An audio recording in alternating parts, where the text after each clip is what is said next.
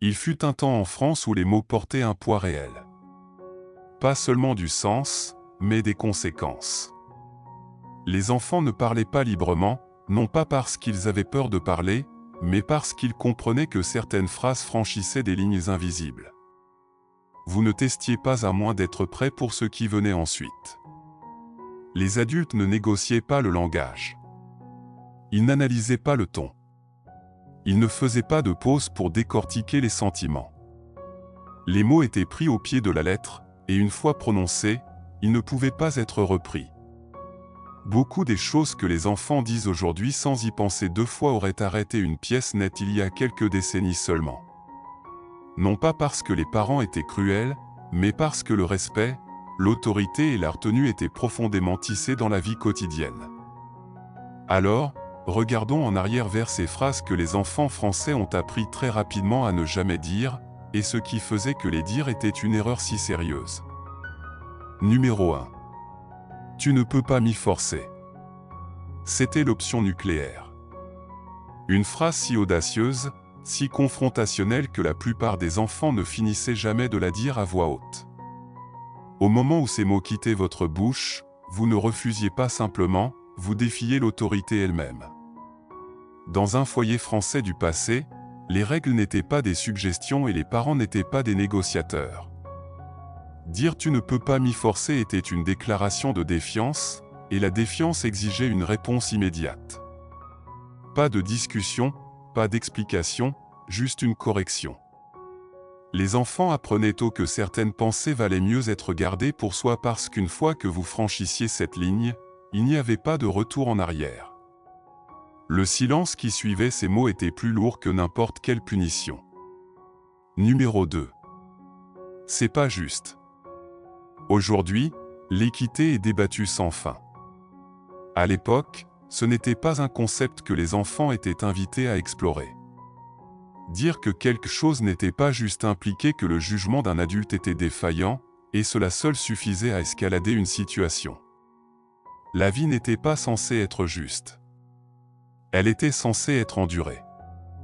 Les parents croyaient que l'équité était quelque chose que vous découvriez plus tard dans la vie, pas quelque chose que vous exigiez à table. Prononcer cette phrase résultait généralement en un rappel que l'équité n'avait rien à voir avec l'obéissance, et cette leçon était délivrée fermement. La justice n'était pas une affaire d'enfant. C'était une affaire d'adulte. Et vous attendriez votre tour pour y avoir droit. Numéro 3. Pourquoi ? Ce mot unique pouvait défaire une conversation entière. Demander pourquoi n'était pas de la curiosité. C'était vu comme remettre en question l'autorité. Les adultes donnaient des instructions, pas des explications. Et ces instructions n'étaient pas ouvertes à l'interrogation. Les enfants qui insistaient avec pourquoi apprenaient rapidement que la curiosité avait des limites. Pas toutes les décisions ne nécessitaient de justification, et pas toutes les règles n'existaient pour être comprises. Éventuellement, vous arrêtiez de demander, non pas parce que vous ne vous en souciez pas, mais parce que vous compreniez la structure dans laquelle vous viviez. Le pourquoi était un luxe que vous gagneriez avec l'âge. Pas un droit que vous possédiez dans l'enfance. Numéro 4. Parce que c'est comme ça n'est pas une raison. Dans la parentalité moderne, cette phrase pourrait déclencher un débat. Dans la France d'autrefois, elle en finirait instantanément. Parce que c'est comme ça n'était pas un substitut. C'était la raison. Le contester signifiait contester toute la hiérarchie du foyer. Les parents ne devaient pas d'explications aux enfants, et suggérer le contraire était vu comme profondément irrespectueux. Cette phrase ne menait pas à la conversation. Elle menait aux conséquences.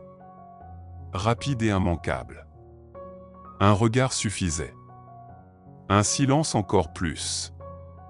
Vous saviez que vous aviez franchi une ligne que vous ne reverriez pas de sitôt. Numéro 5. J'aime pas ça. Surtout à table. Cette phrase était un territoire dangereux. Les repas n'étaient pas une question de préférence. Ils étaient une question de gratitude. La nourriture était préparée avec effort, souvent sous contrainte financière, et sans plaindre était vu comme ingrat. Dire que vous n'aimiez pas quelque chose n'était pas traité comme de l'honnêteté. C'était traité comme de la critique. Les enfants apprenaient à manger tranquillement, à finir ce qui leur était donné, et à garder leurs opinions pour eux. Le goût était irrelevant. Le respect était tout. Votre mère avait cuisiné pendant des heures. Votre père avait travaillé pour payer cette nourriture. Et vous, vous osiez dire que vous n'aimiez pas ça? Impensable. Numéro 6. Je m'ennuie. Cette phrase déplaçait la responsabilité, et les parents ne voulaient aucune part de cela. L'ennui n'était pas quelque chose que les adultes se sentaient obligés de réparer. Si vous vous ennuyiez, cela signifiait que vous n'aviez pas trouvé quelque chose d'utile à faire, et les parents étaient toujours heureux de vous aider à trouver quelque chose. Les corvées apparaissaient instantanément. Des courses, des tâches que personne d'autre ne voulait. Les enfants apprenaient très rapidement qu'annoncer l'ennui ne faisait que rendre la vie plus difficile. L'ennui était un luxe que vous ne pouviez pas vous permettre. Pas quand il y avait toujours du travail à faire, toujours une façon de se rendre utile. Numéro 7. Ça fait mal. La douleur était reconnue brièvement. S'attarder dessus n'était pas encouragé. La culture française prisait le sang-froid, même chez les enfants, et s'attarder ouvertement sur l'inconfort était vu comme inutile. Si vous disiez que quelque chose faisait mal, vous étiez rassuré, mais vous étiez aussi censé passer à autre chose. Les adultes croyaient que les enfants étaient plus forts qu'ils ne le réalisaient et que l'attention ne faisait qu'amplifier la douleur. Aujourd'hui, nous validons les sentiments. À l'époque, on enseignait aux enfants à les gérer tranquillement. Un genou écorché? On souffle dessus et on continue. Une bosse sur la tête? De la glace et on n'en parle plus. La résilience se construisait dans le silence. Numéro 8. C'était pas moi. Dévier le blâme empirait souvent les choses. Les parents valorisaient la responsabilité plus que l'innocence, et tenter d'éviter le blâme était vu comme de la faiblesse. Même si vous ne l'aviez vraiment pas fait, nier l'implication pouvait ressembler à de la malhonnêteté. Beaucoup d'enfants apprenaient qu'il était plus facile d'accepter la punition que d'argumenter leur cas. La justice n'était pas le but. Le caractère l'était. Mieux valait être puni pour quelque chose qu'on n'avait pas fait que d'être vu comme quelqu'un qui fuyait ses responsabilités. Cette logique peut sembler tordue aujourd'hui, mais elle forgeait des adultes qui assumaient leurs actes, quelles que soient les conséquences. Numéro 9. Je m'en fiche. Cette phrase fermait tout. Elle signalait l'indifférence, et l'indifférence était inacceptable. Se soucier était attendu. Des règles, des conséquences, du comportement. Dire « je m'en fiche » n'était pas rebelle. C'était irrespectueux. Cela suggérait que l'autorité avait perdu son influence, et cela exigeait une réponse. L'atmosphère changeait instantanément. Les voix baissaient. Les visages se durcissaient. Et vous saviez que vous étiez allé trop loin. L'indifférence était un luxe que seuls les adultes pouvaient s'offrir. Un enfant qui s'en fichait était un enfant qui devait réapprendre à se soucier. Et cette leçon n'était jamais agréable. Numéro 10. Je te déteste. Peu de phrases portaient plus de poids. Non pas parce que les parents y croyaient, mais parce que les mots comptaient. Dire quelque chose comme ça brisait une règle non dite. Vous ne transformiez pas le langage en arme contre votre famille. La réponse était rarement des cris. C'était la déception. Le silence.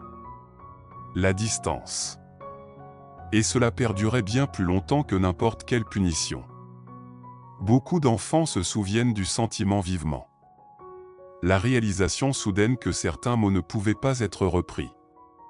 Que la douleur dans les yeux de votre mère était pire que n'importe quelle gifle. Que votre père qui tournait le dos et quittait la pièce vous blessait plus profondément que n'importe quelle punition corporelle. Les mots avaient du pouvoir. Et ce pouvoir était dangereux. Numéro 11. Tout le monde a le droit. Cet argument ne détenait aucun pouvoir. Les parents n'élevaient pas les enfants selon les tendances ou le comportement des pères. La comparaison était rejetée immédiatement. Ce que les autres familles permettaient était irrelevant. Les règles existaient indépendamment, et elles ne pliaient pas pour la popularité. Les enfants apprenaient que l'individualité comptait plus que la conformité, même si cela ne semblait pas ainsi à l'époque. Votre famille avait ses propres règles, ses propres valeurs, ses propres standards. Et ce que faisait la famille Dupont au coin de la rue ne vous concernait absolument pas. Vous n'étiez pas les Dupont. Vous étiez vous. Et vous vous comporteriez en conséquence. Numéro 12. Tu as tort. Corriger un adulte, surtout publiquement, était inacceptable. Le respect signifiait supposer que les adultes en savaient plus, même quand ils ne savaient pas. On enseignait aux enfants que le désaccord était bien intérieurement, mais le voix haute franchissait une limite. L'autorité dépendait de l'ordre, et l'ordre dépendait de la retenue. Avoir raison n'avait pas d'importance. Être respectueux l'avait. Même si votre père se trompait sur la date d'une bataille historique, vous ne le corrigiez pas à table. Même si votre mère se trompait sur le nom d'une capitale, vous gardiez le silence. La vérité pouvait attendre. Le respect ne le pouvait pas. Numéro 13. Je veux pas. Le désir n'était pas un facteur décisif. Les corvées étaient faites parce qu'elles devaient être faites. Les instructions étaient suivies parce qu'elles étaient données. Dire je veux pas suggérait un choix. Et les enfants n'en avaient pas beaucoup. Éventuellement, les enfants apprenaient que la volonté n'était pas requise. L'action l'était. On ne vous demandait pas si vous vouliez faire la vaisselle. On vous disait de la faire. On ne vous demandait pas si vous vouliez aller chez votre grand-mère le dimanche. Vous y alliez. Le vouloir était un concept d'adulte. Les enfants faisaient. Point final. Numéro 14. T'es pas le chef de moi. Cette phrase était rare parce que personne ne voulait voir ce qui se passait ensuite. Les parents étaient absolument le chef, et contester cette vérité n'était pas symbolique. La hiérarchie était claire. Les rôles étaient définis. Et les remettre en question n'était pas encouragé. Les enfants apprenaient où ils se tenaient, et cette clarté créait de l'ordre, même si cela semblait dur. Il n'y avait pas de démocratie familiale. Il n'y avait pas de vote sur les règles. Il y avait une structure, et vous y trouviez votre place. Et dans cette place, aussi petite soit-elle, vous appreniez qui vous étiez. Numéro 15. Je suis pas désolé. Les excuses n'étaient pas une question d'émotion. Elles étaient une question de clôture, d'ordre, de réparation. Dire pardon mettait fin au conflit et restaurait l'équilibre. Refuser de s'excuser bloquait tout. Pas de résolution, pas de passage à autre chose, juste de l'attention. Éventuellement, les enfants apprenaient que parfois les mots comptaient plus que les sentiments parce que les mots restauraient la paix. Vous pouviez ne pas ressentir le pardon. Mais vous le disiez quand même. Parce que la famille était plus importante que votre fierté. Parce que l'harmonie valait plus que votre ego. Parce que c'était ainsi qu'on vivait ensemble. En regardant en arrière, ces phrases n'étaient pas interdites parce que les parents étaient cruels. Elles étaient découragées parce qu'elles perturbaient un système construit sur la structure, le respect et la retenue. Les enfants apprenaient tôt que les mots portaient des conséquences, et cette compréhension façonnait comment ils parlaient, écoutaient et se comportaient pour la vie. Nous ne voulons peut-être pas retourner à chaque règle, à chaque silence, à chaque attente. Mais s'en souvenir aide à expliquer une enfance façonnée moins par la négociation et plus par le fait de savoir exactement où était la ligne. Et une fois que vous connaissiez cette ligne, vous la franchissiez rarement à nouveau. Ces phrases interdites dessinaient les contours d'un monde où l'autorité n'était pas négociable, où le respect n'était pas optionnel, où les mots avaient du poids. Était-ce trop dur? Peut-être. Était-ce parfait? Certainement pas. Mais cela créait des adultes qui pesaient leurs mots, qui comprenaient que le langage avait du pouvoir, qui savaient que certaines choses ne se disaient pas, même si on les pensait. Ces enfants des années 60, élevés dans le silence et la retenue, sont devenus les adultes qui ont construit la France moderne. Avec toutes leurs forces. Et toutes leurs failles. Alors, quelle phrase vous souvenez-vous ne jamais avoir osé dire? Quelle ligne saviez-vous ne jamais franchir? Ces mémoires vivent en nous, quelque part entre le respect que nous avons appris et la liberté que nous avons gagnée. Entre l'enfant silencieux que nous étions et l'adulte qui parle que nous sommes devenus. Pour toujours.